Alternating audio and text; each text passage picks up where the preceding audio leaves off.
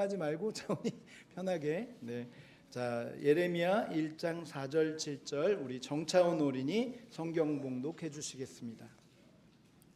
여호와의 말씀이 내게 임하니라. 이르시되 내가 너를 모태에 짓기 전에 너를 알았고 내가 배에서 나오기 전에 너를 성별하였고 너를 여러 나라의 선지자로 세워놓으라 하시기로 내가 이르되 슬프도소이다. 주 여호와여 보소서.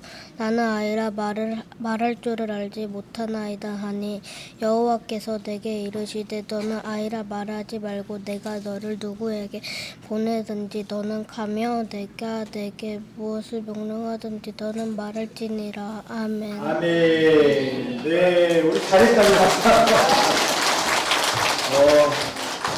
성경 봉독하고 박수 받기는 처음이죠. 네, 저도 처음 보고 그렇긴 한데 네, 잘했으니까 너무 감사드립니다.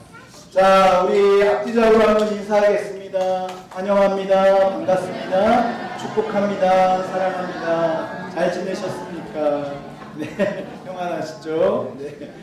네, 오늘 감사하고요. 오늘은 아동부 또 우리 온가족 예배 처음 저희 교회에서 해보는 것이고, 사실 옛날에는 저도 그렇고 사실 부흥회다 이러면요 뭐 깐난 애기부터 다 그냥 한 예배당에 모여서 막 예배드리고 막 부흥회 하고 있는데 저쪽에서 울고 뭐 저쪽에서 뭐 장난감 던지고 날아가고 이런 예배 현장이었거든요. 그래도 다 은혜 받고 더 은혜 받고 그랬는데 어느 날부턴가 이렇게 구별이 돼서 예배를 드렸는데 이게요 어느 때부턴가 우리 아이들이 우리 전통 예배에 익숙하지가 않다는 거예요. 그래서 청년이 되면 전통 예배에 오잖아요. 그런데 예배에 적응을 못하는 거예요. 이 분위기를 몰라서. 그래서 온 가족 예배가 이제 필요하다 이런 분위기가 있습니다. 트렌드가 있어서 우리 이제 그런 의미로 발로로 우리 아동부 온 가족 예배 한 달에 한 번 이렇게 같이 나누자 이렇게 했습니다. 애들은 힘들 텐데 그래도 또 어른들도 네, 서로 이렇게 잘 또 이해하셔서 하나님 앞에 예배드렸으면 좋겠습니다. 자, 오늘은 너 하나님 사람 시리즈 20번째 시간으로 예레미야에 대해서 살펴보겠습니다. 눈물의 선지자 예레미야라는 제목으로 같이 말씀 나누겠습니다. 여러분 혹시 악어의 눈물이라는 그 이미지 아실까요? 하나 띄워줘 보실까요? 네. 악어가 뭐 하고 있어요? 왜 울까요? 슬퍼서. 네, 여러분 악어의 눈물 참 아이러니하게도 악어가요 먹이를 먹기 전에 먹잇감을 보면 눈물을 흘린답니다. 왜 울까요? 왜 눈물을 흘릴까요? 우리 친구들 얘기한 것처럼 슬퍼서 먹이를 보고 감동을 해서 너무 먹을 게 좋아서 그래서 이제 슬퍼서 운다 이렇게 착각을 할 수 있지만 저렇게 흉측한 게 또 먹을 때는 또 감정이 있네 이런 생각을 들지만 아니라는 거죠. 악어의 눈물은 가짜입니다. 사실은 왜 우냐? 여러분 수분이 부족해서 악어가 먹기 전에 이 입안에 수분을 채우기 위해서 눈물을 일부러 짜는 겁니다. 수분을 내기 위해서. 그래서 목에 잘 넘어가도록 수분을 채우기 위해서 하다 보니 눈물이 나는 거죠. 눈물 날 정도로 이제 군침을 삼키듯이 하는 건데 그게 이제 옆에 사람들 볼 때는 와 악어가 야 인간미가 있네 뭐 이렇게 생각을 하겠지만 사실 그건 아니죠. 여러분 악어의 눈물은 사실 참 아이러니합니다. 제가 이걸 보면서 오늘 주제가 눈물이잖아요. 예레미야의 눈물의 선지자 예레미야. 참 여러분 세상에는 참 울음의 종류도 많다. 눈물도 많다. 예. 여러분은 어떤 때 우세요? 슬플 때도 울고 또 어떤 분은 너무 좋아도 울고 너무 기뻐도 울더라고요. 여러분 너무 기뻐서 울어보신 적 있으세요?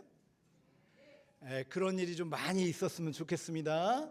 맨날 슬퍼서 울지 마시고 열받아서 울지 마시고 속상해서 억울해서 울지 마시고 또 어떤 사람은 너무 웃겨도 울더라고요. 너무 웃겨도 옛날 웃음 치료 갔더니 계속 웃기는 거예요. 그때 막 배꼽 잡고 울더라고요. 막 나중에 그만 좀 웃기라고. 또 여러분 저는 뭐 가끔 드라마 보면서 또 TV 보면서 어떨 때는 뭐 잠깐 짧은 영상 보면서도 눈물을 많이 흘리는데 하여튼 눈물도 가지가지다. 여러 가지다. 이런 생각이 들어요. 여러 종류의 눈물이 있는데 오늘 우리가 집중하고 싶은 건 이거예요. 우리 하나님 믿는 사람들은 언제 울어야 될까? 하나님 믿는 사람들의 울음의 의미는 뭘까? 열받아서 우는 거 말고 속상해서 우는 거 말고 정말 신앙적 울음은 어떤 울음이어야 하는가? 하나님 앞에 우리가 가져야 될 울음의 의미는 뭘까? 이런 생각을 오늘 같이 한번 살펴봤으면 좋겠어요. 그래서 예레미야는 닉네임이 있습니다. 예레미야의 별명이 뭐냐면 눈물의 선지자예요. 왜 그러냐? 오늘 그걸 살펴볼 거예요. 예레미야는 왜 울었는가? 왜 울 수밖에 없었는가를 살펴보려고 합니다. 보면서 예레미야의 눈물의 의미가 오늘 우리에게도 신앙적 눈물의 의미가 되어질 수 있는 귀한 시간 되시길 바랍니다. 자, 예레미야 이름의 뜻은 여호와께서 세우시다라는 뜻이고요.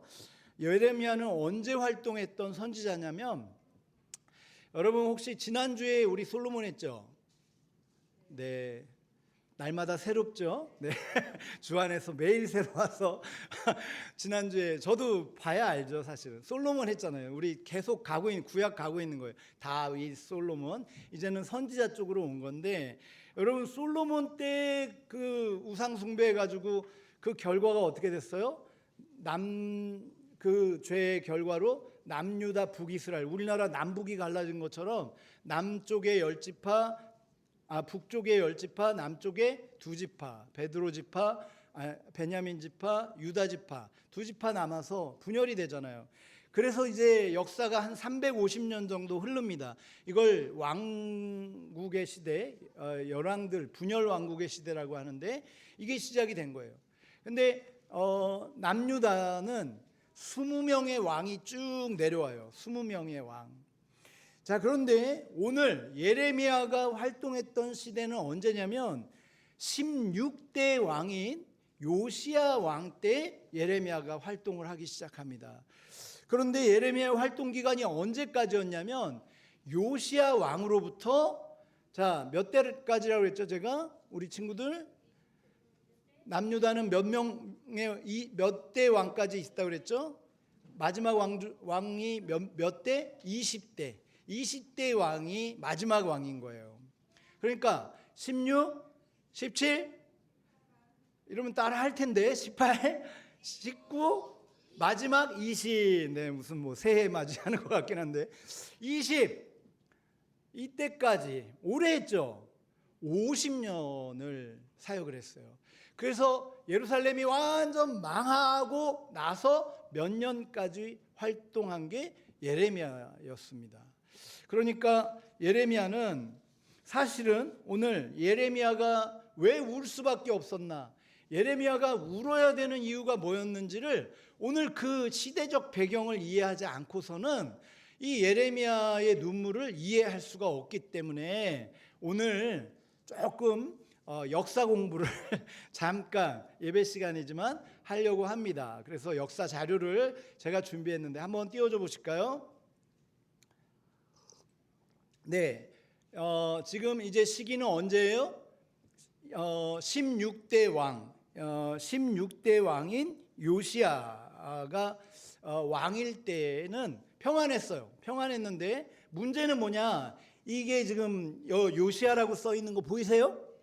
이 요시야라고 써 있는 지역이 뭐예요? 지금의 팔레스틴 지역, 이스라엘과 가자 지구 있는 맨날 전쟁 터지는 그 지역이거든요. 초생딸 지역.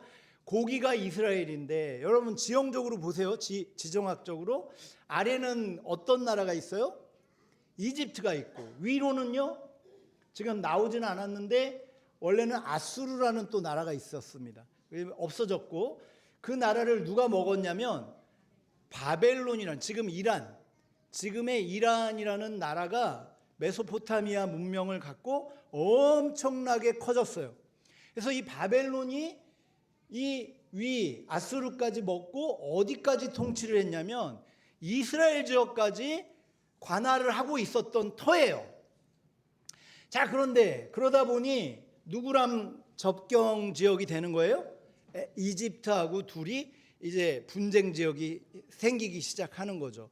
그러면서 이집트는 바벨론하고 싸우려고 올라갑니다. 올라가는데 올라가는 과정에서 요시야가 애굽하고 전쟁을 하다가 요시야가 무깃도라는 곳에서 그냥 전사를 하고 맙니다. 그게 16대 왕은 여기에서 이제 끝나요. 여기 때까지는 괜찮았는데 이제 망하는 길로 가는 거예요. 17대, 18대, 19대, 20대는 요시야의 아들들이 또 손자가 왕이 되는데 한번 볼까요? 그리고 나서 누구랑 싸워요? 애굽의 바로와 바벨론의 나보폴라살 왕이라는 왕이 어디서 싸우냐면 갈그미스라는 곳에서 전쟁을 치릅니다. 그래서 유명한 세계사에 나오는 갈그미스 전투라는 게 여기에요. 여기에서 애굽하고 바벨론하고 붙었어요. 1차 전투를 했는데 누가 이겼을까요? 제가 알려드릴게요. 비겼어요. 그래서 둘이 싸우다가 비등비등한 거예요. 1차 전투 때. 그래서 바벨론은 그냥 돌아갑니다. 그리고 애굽도 돌아와요. 돌아오면서 누구를 데리고 가냐면 여호아하스 왕이 죽었잖아요. 그러니까 요시야가 죽으니까 요시야의 세 번째 아들인 여호아하스를 왕으로 이스라엘이 세웠어요. 그런데 와서 보니까 마음에 안 들거든. 애굽을 따르지 않거든. 그러니까 데리고 포로로 끌고 가면서 자기가 마음에 드는 두 번째 아들, 요시야의 두 번째 아들인 여호야김을 왕으로 세워버려요. 그러니까 여호야김은 누구 편이겠어요? 느낌상? 누가 세웠어요? 이 애굽이 세워줬으니까, 바로가 세워줬으니까 바로에 충성하겠죠. 그럼 친애굽 정책을 펼치고 있었던 거예요.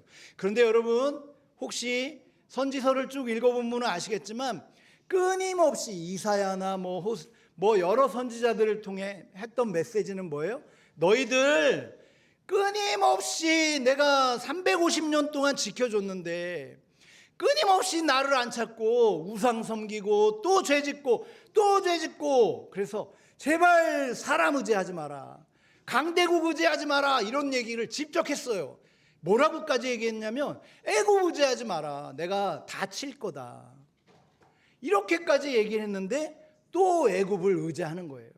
그랬더니 어떻게 됩니까? 바벨론이 기분이 좋겠어요, 안 좋겠어요?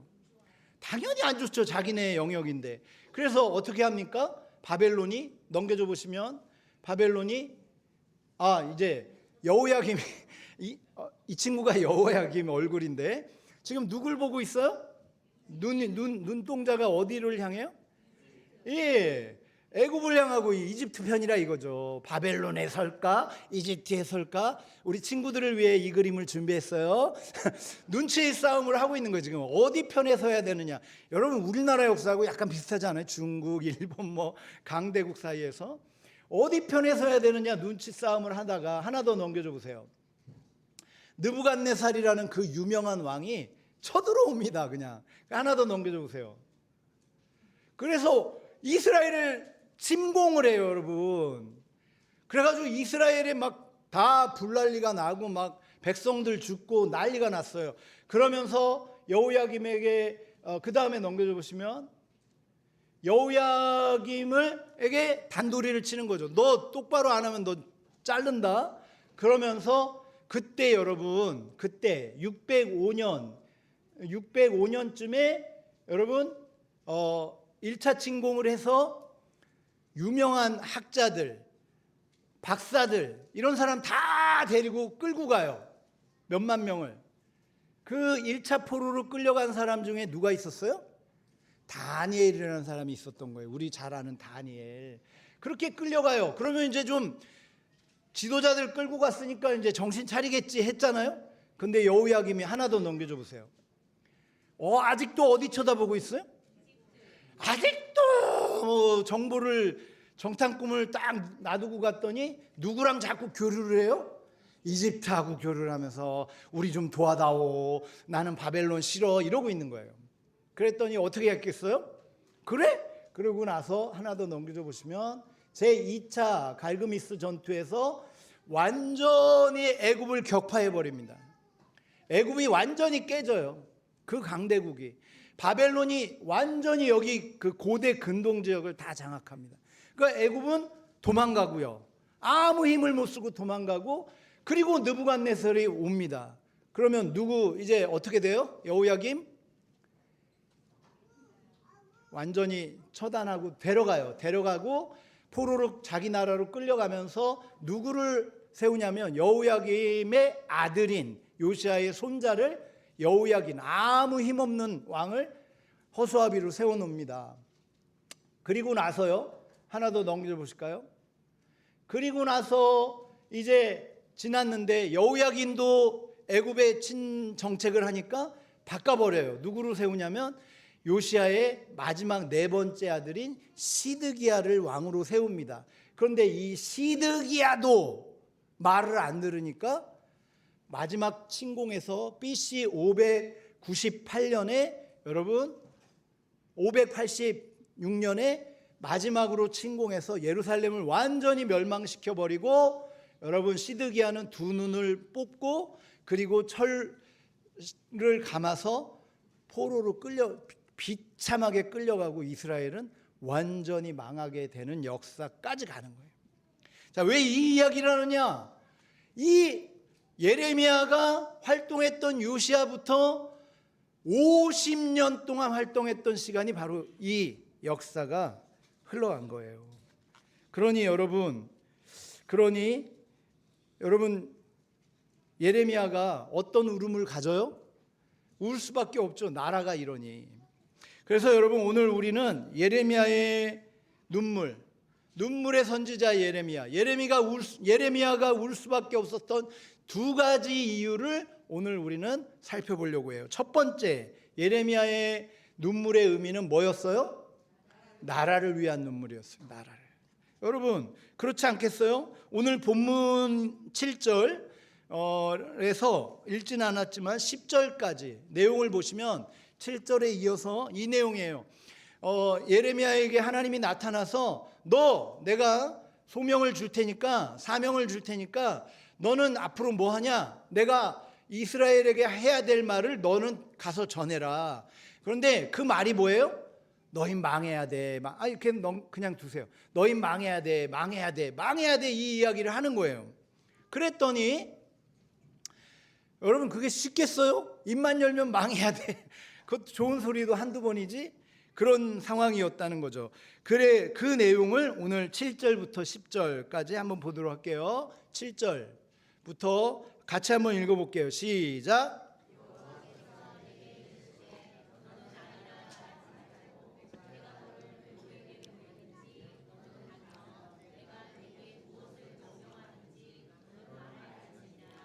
너는 그들 때문에 두려워하지 말라. 내가 너와 함께하여 너를 구원하리라. 나 여호와의 말이니라 하시고, 여호와께서 그의 손을 내밀어 내 입에 대시며 여호와께서 내게 이르시되 보라 내가 내 말을 내 입에 두었노라. 보라 내가 오늘 너를 여러 나라와 여러 왕국 위에 세워 내가 그것들을 뽑고 파괴하며 파멸하고 넘어뜨리며 건설하고 심게 하시니라. 아멘. 이거예요. 이거 예레미야의 눈물의 이유 첫 번째는 뭐예요? 어느 날 기도하다가 음성을 듣는 거예요. 음성을 들었더니 이 나라는 망할 거다. 망해야 된다. 왜요? 350년 동안 내가 그 기회를 줬는데 그래도 또 안 믿고 사람 의지하고 애굽 의지하고 눈치 보고, 내가 이 나라의 하나님인데 내가 이 나라를 여기까지 인도했는데 너희가 나를 버리고 세상 힘을 의지했다는 거죠. 그래서 하나님의 계획은 그런 신앙을 다 쓸어버리고 믿는 자들, 남은 자들 통해서 나는 충분히 하나님의 나라 이스라엘을 다시 건축할 거다. 이 이야기를 하는 거예요. 여기에는 어떤 의미가 담겨져 있냐면 회개해라 좀. 정신 좀 차리고 너희 하나님이 진노할 수 있다. 다 흩어버릴 수 있다. 너희한테 준 기회에 다 그거 한꺼번에 쓸어갈 수 있다. 이 이야기를 350년 동안 수많은 선지자들 통해 한 거예요. 그런데 이제 더 이상은 기회가 없는 거죠. 그러면서 예레미야가 활동하던 요시야 때부터 요시야 죽죠. 그리고 나서 왕들 이렇게 공격당하죠. 비참하게 백성들 죽어나가죠. 50년 동안이요. 그런데 그 50년 동안 위로는 못할 망정 무슨 얘기를 하려 하나님은? 너희 이거 하나님 벌 받는 거야. 너희 이거 계속 우리 다 죽을 거야. 이 이야기를 하라는 거예요. 그러니 예레미야가 울 수밖에 없죠. 그래서 예레미야의 눈물의 의미는 두 가지 정도인데, 첫 번째 나라를 위한 첫 번째 눈물의 의미는 두 가지 정도인데 이거예요. 하나는 나라가 망하는 것을 봐야 되니 얼마나 슬펐겠냐고요. 여러분, 우리나라 망하는 것 원하세요? 눈으로 혹시 보고 싶으세요? 나라가 막 부도 나고 막 백성들 비참해지고 다 거리에 앉고, 그러면 여러분 나라를 위해 기도하세요. 나라를 위해 기도하시라. 이 나라가, 특별히 한국교회 기독교인들이 하나님 앞에 범죄하지 않도록 기도하세요. 하나님 앞에 믿음 지킬 수 있도록 기도하세요. 여러분, 놀라운 거는 여러분 나라의 역사가 여러분 그냥 쓰여지는 게 아니라 이 세상의 모든 역사의 주관자는 하나님이심을 믿으시기 바라요. 여러분 보세요. 인류 역사에 어마어마했던 강대국들 지금까지도 강대국인가요? 다 바뀌었잖아요. 애국 그렇게 강했는데, 바벨론, 이란 그렇게 강했는데 지금까지 강대국이에요? 계속 바뀌잖아요. 더 놀라운 건 뭐예요? 하나님 믿는 나라는 강대국이 되잖아요. 영국이 그랬죠. 앵글로 섹슨족이 여러분 야만족이었던 거 아세요? 레어 고기 막 피덩이채 막 먹잖아요. 왜 나를 그런 표정으로 보시죠? 저는 그렇게 안 먹어요. 저는 왜 이렇게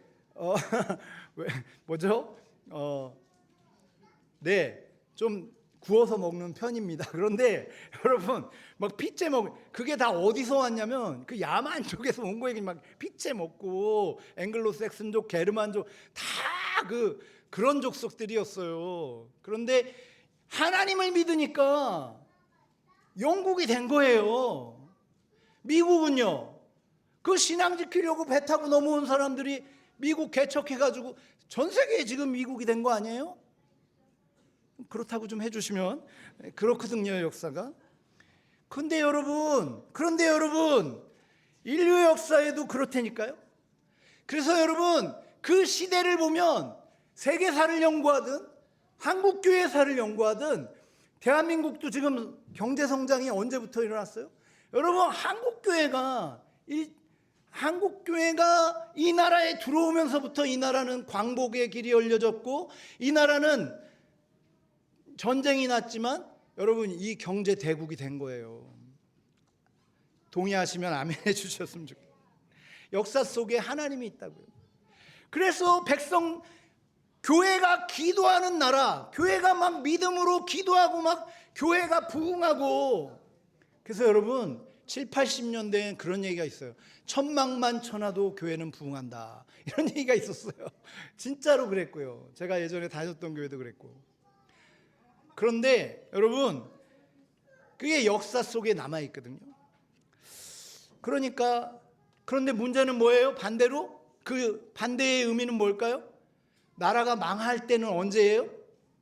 그렇게 부강했던 나라가 망할 때는 언제라고요? 믿는 자들이 정신 안 차리고 기도를 잃어버리고 예배를 잃어버리고 변질되고 교회가 세상 문화 속에 들어가고, 그때 나라가 망하는 거예요. 여러분 일례로 하나만 예를 들어 드릴까요? 대한민국 현대사에 보면 한번 넘겨줘 보세요. 제가 그냥 단순 비교를 하면 여러분 해방 이후에 기회를 줬잖아요. 해방 여러분 일제치하 때 강점기 때 얼마나 기독교가 뭉쳤어요. 똘똘 뭉쳐서 3.1운동, 뭐 물산 장려운동 다 어디서 시작했어요? 다 교회들이 한 거예요. 그때 얼마나 잘 뭉쳤는지 몰라요. 순교하고 기도하고 나라 회복해달라고 기도하고. 그런데 해방이 되고 났잖아요. 그랬더니 어떤 일이 일어납니까? 1948년에 여러분 원래는 교회 노예가 하나였거든요. 이 노예 하나인 교회가 고려신학, 조선신학, 장로의 신학이라고 세 파가 나눠졌어요. 세 파로 나눠지기 시작했다고요. 하나의 노예가. 그러더니 급기야는 50년 4월에 장로의 총회라는 게 있거든요. 다 교회 목사님들, 장로님들 모여서 뭘 결정하는 회의 때 이 세 파가 알력 싸움하려고 싸우다가 경찰까지 와가지고 진압을 하는 어처구니 없는 총회가 싸움박질이 벌어지고 난장판이 벌어지고 기사에 나고 신문에 나고.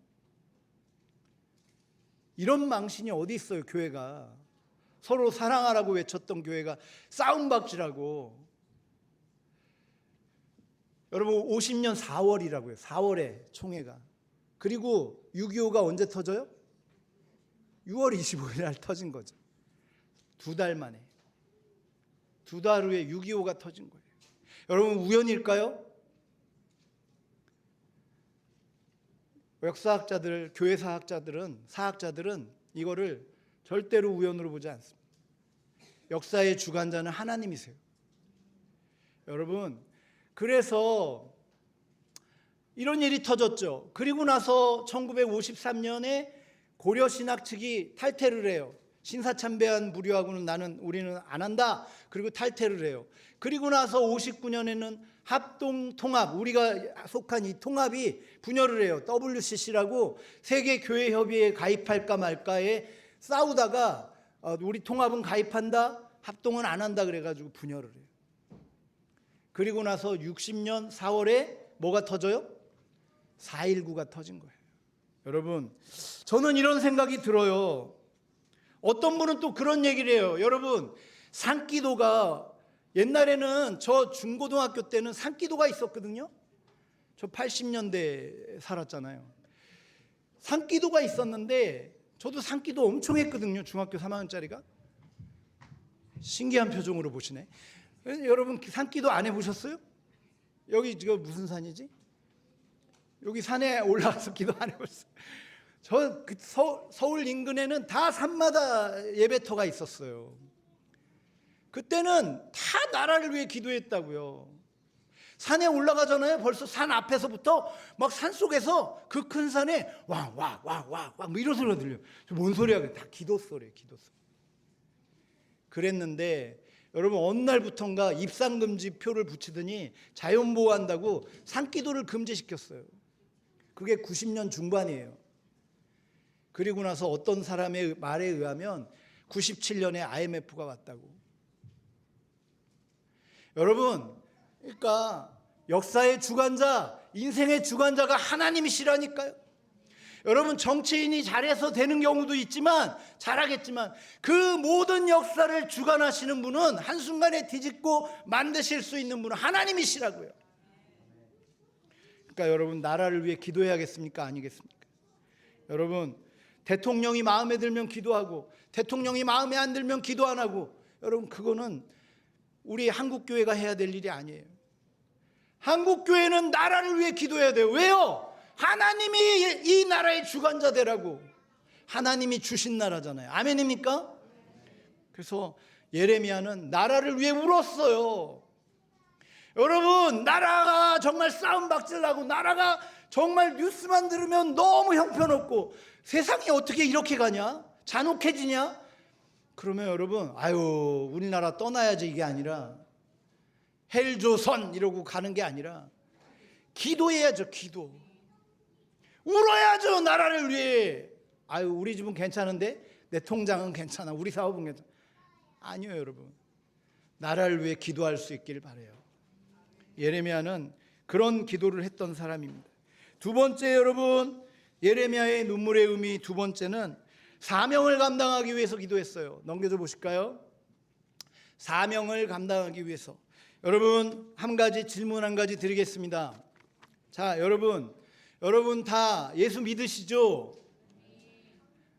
예수 믿으시는 분은 좀 더 크게 아멘이라고 답해 주시면 좋겠어요. 여러분 다 예수 믿으시죠? 아멘, 감사해요. 어머에 우리 아이들도 감사해요. 그런데 여러분, 예수를 믿는다는 건 어떤 의미가 있어요? 하나님이 불러주셨다는 의미가 있어요. 우리가 믿음이 생겨서가 아니라 하나님이 믿음 주셔서 믿는 거잖아요. 아멘? 축복이죠. 우리를 택하셨기 때문에 부르신 거죠.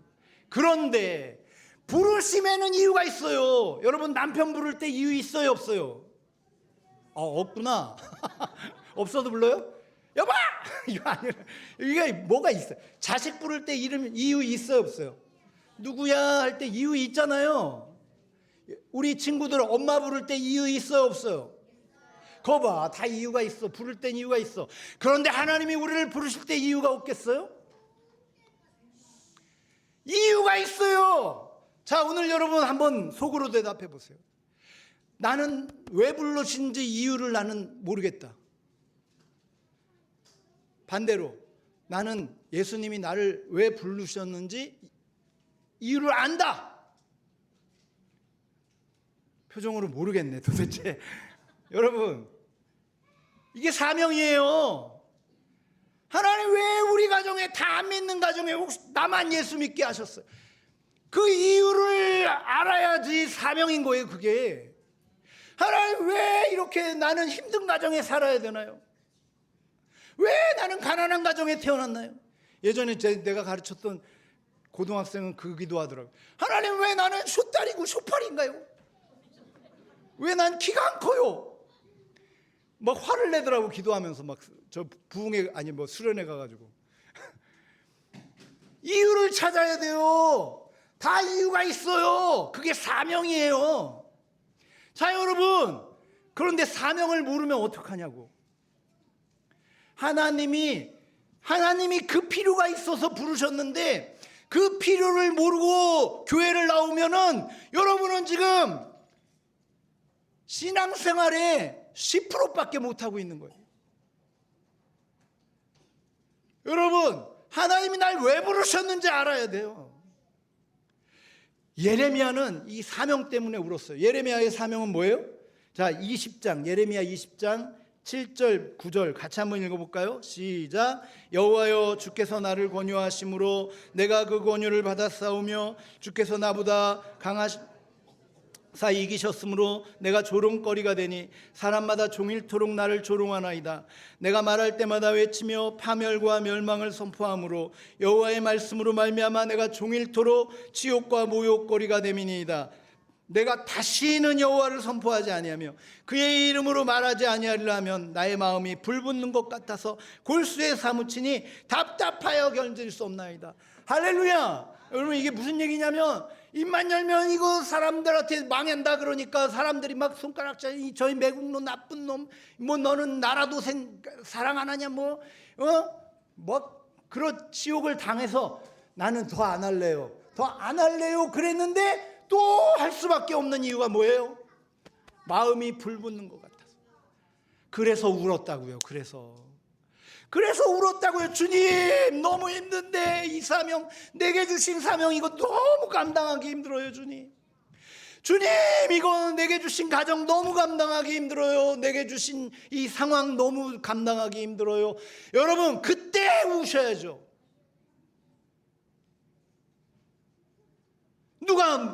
누가 내 험담 한마디 했다고 그놈이 그랬어 막 열받아가지고 울지 말고, 내 땅, 내 주식 내려갔다고 막 울지 말고 막 울고 있어. 왜 그러? 주식이 내려갔어.